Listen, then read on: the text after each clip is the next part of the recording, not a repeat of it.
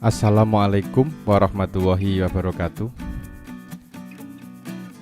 Salam sejahtera untuk kita semuanya. Selamat datang untuk rekan-rekan semuanya dimanapun Anda berada. Semoga kita selalu dalam keadaan sehat walafiat dan selalu dalam lindungan Allah Subhanahu wa Ta'ala. Selamat datang di ruang belajar program studi akuntansi ya, untuk mata kuliah studi kelayakan bisnis. Syukur alhamdulillah, jadi kita semuanya masih diberikan kesehatan ya, dan kesempatan untuk belajar di studi kelayakan bisnis pada sesi kali ini ya. Jadi pada sesi kali ini saya akan sedikit menjelaskan terkait dengan di beberapa hal ya, terutamanya untuk di sesi kali ini ada di profil untuk mata kuliah studi kelayakan bisnis. Sebelum saya menjelaskan terkait dengan di profil untuk mata kuliah di studi kelayakan bisnis ya, terlebih dahulu ya saya mengenalkan, jadi sebagai fasilitator Anda di kelas nanti ya. Jadi untuk mata kuliah studi kelayakan bisnis nama saya Fathur Rahman ya. Jadi untuk alamat saya Desa Sinanggul, Kecamatan Plonggo, Kabupaten Jepara ya. Email di fathur@unisnu.ac.id ya, jadi untuk informasi yang lain ya Anda bisa buka di profil untuk dosen ya, profil untuk dosen ya, terkait dengan di data setiap mata kuliah. Jadi ada beberapa hal yang ingin saya sampaikan pada profil mata kuliah di sini, yaitu selain introduction atau perkenalan, jadi saya juga ingin sedikit menggambarkan dari deskripsi untuk mata kuliah ya, studi kelayakan bisnis. Jadi mengapa sih kita belajar untuk studi kelayakan bisnis? Apa sebenarnya studi kelayakan bisnis itu? Jadi kita tahu bahwa setiap perusahaan ya diharuskan agar bisnisnya pasti ingin berjalan dengan baik. Dan setiap pemilik perusahaan ataupun pemegang saham atau pemilik modal ingin yang direncanakan itu sesuai dengan usaha ataupun bisnis tersebut. Oleh karena itu ya, butuh yang namanya studi kelayakan bisnis atau biasa disebut dengan di SKB ya. Lalu apa sebenarnya studi kelayakan bisnis itu? Jadi studi kelayakan bisnis itu bisa dikatakan sebuah proses yang terkontrol untuk mengidentifikasi masalah, peluang, menentukan tujuan, menggambarkan situasi, menentukan hasil yang sukses, dan menilai berbagai biaya dan manfaat terkait dengan di beberapa alternatif untuk memecahkan masalah. Itu sedikit gambaran terkait dengan di apa sebenarnya studi kelayakan bisnis itu. Maka studi kelayakan bisnis itu digunakan untuk mendukung proses pengambilan keputusan. Berdasarkan apa? Berdasarkan kelangsungan usaha atau proyek yang sebenarnya. Selain itu ya, SKB atau studi kelayakan bisnis itu tidak hanya membantu memetakan masalah, namun dapat membantu kaitannya dengan menyusun segala aspek di dalam studi kelayakan bisnis. Apa saja kira-kira aspek yang ada di dalam studi kelayakan bisnis? Jadi seperti aspek pasar, ya, pemasaran, sumber daya manusia, hingga keuangan. Lalu apa sebenarnya tujuan dari studi kelayakan bisnis bagi perusahaan?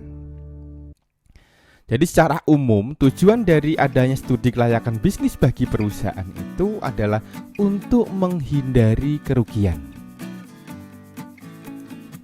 Tentu saja tidak ada perusahaan yang ingin merugi ya.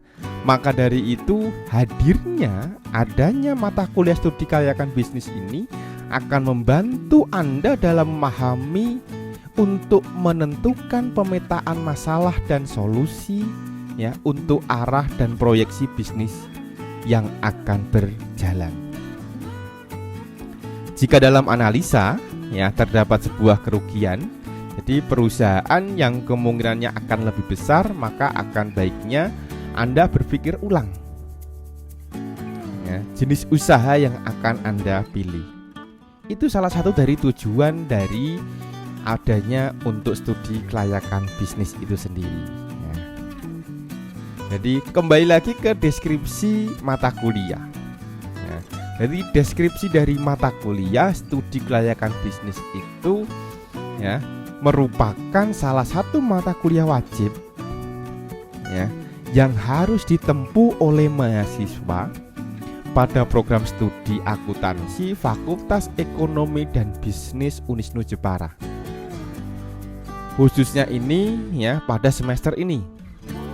Ya. Karena apa? Di dalam mata kuliah ini, jadi untuk mendukung kebutuhan tadi, itu mata kuliah ini itu nanti mendukung ya untuk pemahaman konsep dasar dari analisis kelayakan bisnis dari berbagai aspek kelayakan. Tadi disampaikan, jadi saya sampaikan di awal, jadi antara lain aspeknya apa saja? Aspek pasar, aspek pemasaran, aspek teknis dan operasional, ya, aspek manajemen dan organisasi, aspek sumber daya manusia dan ketenagakerjaan, aspek investasi dan modal kerja, aspek ekonomi, sosial, politik, serta lingkungan industri. Itu kaitannya dengan membantu Anda. Untuk itu, Anda diharapkan ya, mau tidak mau ya, memaksimalkan potensi apa sih yang ada di kita. Semua ide yang terkait dengan di entrepreneur ya, untuk mewujudkan sebuah bisnis nanti coba kita gali bersama, kita munculkan bersama-sama selama nanti 1 semester. Jadi karena apa? Tujuan dari mata kuliah ini adalah memberikan kemampuan mahasiswa untuk menentukan kelayakan suatu usaha ataupun bisnis. Dan mahasiswa dapat membuat perencanaan keputusan kelayakan suatu bisnis, serta mahasiswa mampu membuat laporan studi kelayakan bisnis. Kalau di awal tadi ada studi kelayakan bisnis, ada sebuah proses. Dari proses tersebut akan muncul sebuah dokumen, yaitu laporan studi kelayakan bisnis. Yang dimana isinya dalam laporan studi kelayakan bisnis itu adalah mengkaitkan semua aspek tadi ya. Jadi yang nantinya ya dapat digunakan oleh pihak-pihak yang membutuhkan. Seperti apa? Pemilih atau calon pemilih perusahaan, pimpinan perusahaan, investor dan kreditor maupun pemerintah. Itu di deskripsi mata kuliah ini. Untuk itu, ya, metode pembelajaran yang digunakan dalam mata kuliah studi kelayakan bisnis di sini adalah metodenya problem based learning. Jadi, kita coba memunculkan sebuah permasalahan yang ada di lingkungan sekitar kita ataupun pada diri kita, ya, diri kita sendiri, untuk kita kaji bersama, kita kaitkan dengan teori yang ada, kita implementasikan dengan ya dasar dari kajian ilmu pengetahuan yang ada. Maka dalam penilaian ini akan memiliki andil besar untuk penilaian dalam kesuksesan mahasiswa dalam mengikuti mata kuliah ini adalah keaktifan dan nanti ada evaluasi tertulis. Ya, itu untuk di studi kelayakan bisnis dari deskripsi mata kuliahnya. Ya. Kemudian tujuan dari mata kuliah ini sendiri secara spesifik ya, yaitu memberikan kemampuan ya kepada mahasiswa untuk menentukan kelayakan suatu usaha ataupun bisnis. Dan Mahasiswa dapat membuat perencanaan keputusan kelayakan suatu bisnis serta mampu membuat laporan studi kelayakan bisnis ya, dengan materi pokok yang nantinya akan kita kaji bersama, mulai dari definisi ya, konsep dasar studi kelayakan bisnis beserta wawasan-wawasan terkait dengan di studi kelayakan bisnis. Kemudian ada aspek-aspek yang dibutuhkan yang mempengaruhi dalam studi kelayakan bisnis. Kemudian terakhir adalah menyusun laporan ya, terkait dengan di studi kelayakan bisnis dengan mengkaitkan konsep dasar dan aspek-aspek yang ada yang dibutuhkan dalam studi kelayakan bisnis. Kemudian apa sih capaian pembelajaran lulusan dalam mata kuliah studi kelayakan bisnis di program studi akuntansi ini? Jadi capaian pembelajaran lulusan ya, dalam studi kelayakan bisnis itu dibagi menjadi beberapa. Yang pertama adalah capaian sikap. Artinya apa sih? Diharapkan mahasiswa setelah mengikuti perkuliahan untuk mata kuliah ini memiliki sikap yang bagaimana. Jadi sesuai dengan ya, jadi SKKNI, jadi standar Dikti ya, pendidikan tinggi, capaian sikap yang harus nanti melekat dalam kegiatan kita pembelajaran ya, yaitu di attitude kita, yaitu pertama bertakwa kepada Tuhan yang Maha Esa dan mampu menunjukkan sikap religius. Artinya apa? Paling tidak setiap pembelajaran kita akan mulai, kita diwajibkan untuk berdoa kepada Tuhan yang Maha Esa. Setelah perkuliahan Anda ya, diwajibkan jadi mampu menunjukkan sikap religius di sini, berarti Anda mampu menghargai norma-norma di dalam agama ya, di dalam religius itu seperti apa, coba kita implementasikan bersama. Kemudian yang sikap yang kedua adalah menjunjung tinggi nilai moral, etika Islam aswaja an-nahdiyah dalam menjalankan tugas dan tanggung jawab dengan berorientasi pada keunggulan bidang keahlian dan pekerjaan yang ditekuni. Harapannya ya, Anda dengan belajar di sini, sikap dan etika Anda itu ada bedanya dengan yang tidak belajar atau tidak kuliah. Bedanya tentunya ya ke arah yang lebih baik. Ke arah yang lebih baik. Kemudian ada cendekia berakhlakul karimah, berkontribusi dalam peningkatan mutu kehidupan bermasyarakat ya, bekerja sama dan memiliki kepekaan sosial serta mampu untuk menginternalisasi etika akademik yang didasari dengan nilai kejujuran, amanah, rendah hati, pengendalian diri dan menghormati karya ilmiah orang lain. Itu di capaian pembelajaran lulusan untuk di sikap ya. Selain sikap ya, ada lagi capaian pembelajaran lulusan, yaitu dalam hal pengetahuan.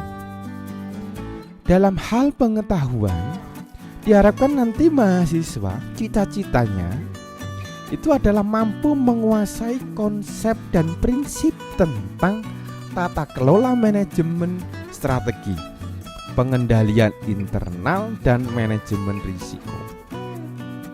Itu di pengetahuan.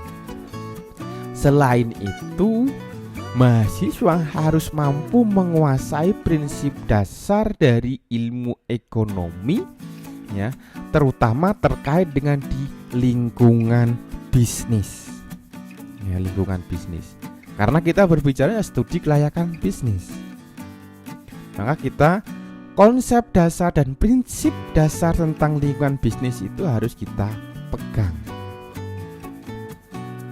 Kemudian keterampilan umum yang ingin dicapai dalam mata kuliah ini adalah mahasiswa mampu menerapkan pemikiran logis, kritis, sistematis, ya, dan inovatif dalam konteks pengembangan atau implementasi ilmu pengetahuan dan teknologi yang memperhatikan dan menerapkan nilai humaniora yang sesuai dengan keahlian.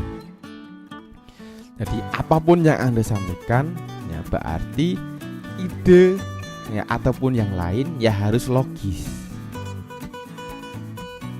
Ya harus logis. Maka kita perlu bangun. Ya, berarti apa? Anda perlu untuk banyak-banyak mengemukakan ide. Sehingga apa, dari ide tersebut itu kita akan coba kaji bersama, kira-kira sudah logis atau belum, logikanya seperti apa, kemudian sampai dengan disistematikan. Selain itu, mampu menunjukkan kinerja mandiri bermutu dan terukur, dan mampu mengambil keputusan secara tepat dalam konteks penyelesaian masalah, dan mampu mempresentasikan informasi dan mengemukakan ide dengan jelas. Itu keterampilan umum yang ingin kita capai bersama-sama. Maka dari itu, mari ya kita berkomitmen bersama untuk belajar dengan sungguh-sungguh, dengan niatan ya, kita niat untuk menuntut ilmu, mencari ridho Allah dan menghilangkan kebodohan, serta untuk melanggengkan atau menghidupkan agama Islam. Itu dicapai secara umum. Kemudian capaian secara khususnya apa? Capaian pembelajaran secara khususnya yaitu ya mampu mendesain proses bisnis dalam sebuah sistem ya yang didukung dengan penyediaan informasi berbasis teknologi. Untuk apa? Pengendalian dan pengambilan keputusan organisasi. Itu capaian khususnya. Ya. Dari capaian pembelajaran lulusan itu ya mulai dari sikap, pengetahuan, keterampilan umum dan keterampilan khusus, maka dikerucutkan kembali untuk capaian pembelajaran pada mata kuliah studi kelayakan bisnis. Jadi capaian pembelajaran di mata kuliah studi kelayakan bisnis itu yang pertama adalah mahasiswa mampu mengidentifikasi dan menangkap peluang bisnis untuk mendesain ide bisnis. Kan itu. Jadi Anda harus mampu mengemukakan, mencari sebuah ide bisnis. Usaha apa yang nanti akan Anda bangun. Nah itu. Kemudian yang kedua, mampu menganalisis kondisi produksi, kondisi pasar, kondisi keuangan dan sumber daya, serta mempresentasikannya secara mandiri. Maksudnya apa? Setelah Anda memiliki ide, setelah ide itu kita kaji bersama, logika, sistematis dan yang lainnya, lalu bagaimana sih kondisi produksinya? Maksudnya apa? Bagaimana cara memproduksinya? Apa saja sumber daya yang dibutuhkan dalam produksi tersebut? Bagaimana kondisi pasar terkait dengan produk tersebut? Bagaimana kondisi keuangan? Dan apakah Anda itu bisa menyampaikan ide yang Anda miliki itu ya dengan kepada orang lain? Yang keempat, mahasiswa mampu membuat tugas pokok manajemen dan struktur organisasi. Di sini setelah kita punya ide, ya aspek yang berpengaruh terhadap kelayakan bisnis sudah Anda analisis, sudah Anda kaji. Kemudian Anda mampu ya membuat kira-kira kalau dalam struktur organisasi yang dibutuhkan itu apa saja untuk menjalankan bisnis tersebut. Itu ide bisnis tersebut. Kemudian mahasiswa mampu menunjukkan desainnya. Jadi proses bisnis atau ide bisnis yang telah disusun. Itu di capaian pembelajaran mata kuliah. Dari capaian ini secara umum diturunkan untuk secara khususnya, berarti yang pertama Anda mampu menganalisis lingkungan bisnis dan data pasar untuk mendesain ide bisnis. Yang kedua, mampu membuat ide bisnis berdasarkan analisis lingkungan bisnis. Dan yang ketiga, mampu menganalisis kebutuhan pasar, mampu merancang proses produksi dari suatu produk, mampu menguraikan strategi pemasaran produk, mampu merancang struktur organisasi dan kebutuhan sumber daya manusia, kemudian mampu menguraikan kebutuhan investasi dan modal kerja, dan Anda mampu untuk menunjukkan desain bisnis yang komprehensif, yang komplit. Itu di sub capaian pembelajaran mata kuliah SKB, studi kelayakan bisnis. Untuk itu, rencana pembelajaran yang nanti akan kita lakukan dalam satu semester ini, itu nanti ada 16 kali pertemuan. Pertemuan yang pertama itu kita berbicara di profil mata kuliah dan konsep dasar ya untuk studi kelayakan bisnis. Pertemuan yang kedua dan ketiga ya, kita akan mengkaji tema analisis kebutuhan pasar dan desain ide bisnis. Di dua pertemuan ini, pertemuan yang pertama kita mengkaji teori, pertemuan yang ketiga kita nanti Anda diwajibkan mengemukakan, membuat sebuah ide bisnis dan mempresentasikannya. Yang keempat dan kelima ya, kita akan mendesain proses produksi. Dari ide bisnis yang Anda buat, kita coba kaji desain dari produksi, teorinya seperti apa. Kemudian nanti ada penugasan Anda membuat desain produksi dari ide bisnis yang sudah Anda buat. Dan itu kemudian Anda jelaskan. Yang keenam dan ketujuh adalah strategi pemasaran. Sama strategi pemasaran, pertemuan keenam kita akan mengkaji teori, pertemuan yang ketujuh Anda diharapkan membuat, mengimplementasikan kajian teori itu dari apa? Ide bisnis yang Anda sepakati ya. Kemudian dari desain produksi yang sudah Anda sepakati, kemudian buatlah strategi pemasarannya. Setelah strategi pemasaran ya, kita akan mengkaji teori di struktur organisasi. Apa saja yang dibutuhkan ya.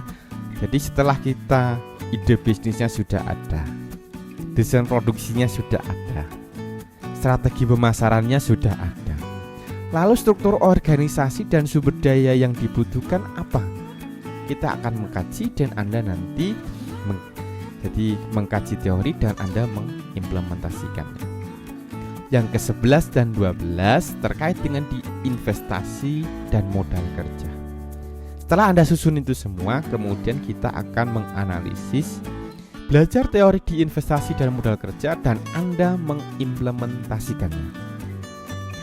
Pertemuan 13 sampai dengan 15 ya, Anda diharapkan menyusun ya, atau membuat studi kelayakan bisnis dari ide yang sudah Anda sepakati ya, secara komprehensif.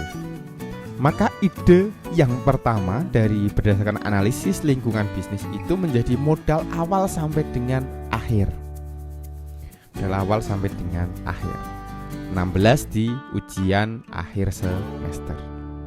Itu di rencana pembelajaran kita. Lalu bagaimana untuk metode pembelajaran kita? Jadi metode pembelajaran kita itu nanti tutorial dan diskusi. Diutamakan pada aktivitas mahasiswa ya, dengan studi fokusnya atau SCL. student center learning. Ya, pusat pembelajarannya ada di mahasiswa. Ya, mulai dari profil, ya, Anda mengidentifikasi, klasifikasi kata-kata sukar, merumuskan permasalahan, penjelasan rumusan bahan kajian dan diskusi dalam sebuah forum.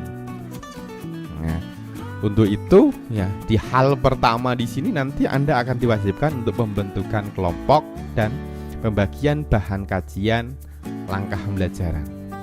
Telah diskusi dengan materi dan kajian yang telah ditentukan. Ya, jadi pemaparan hasil diskusi, ya, oleh perwakilan dari kelompok.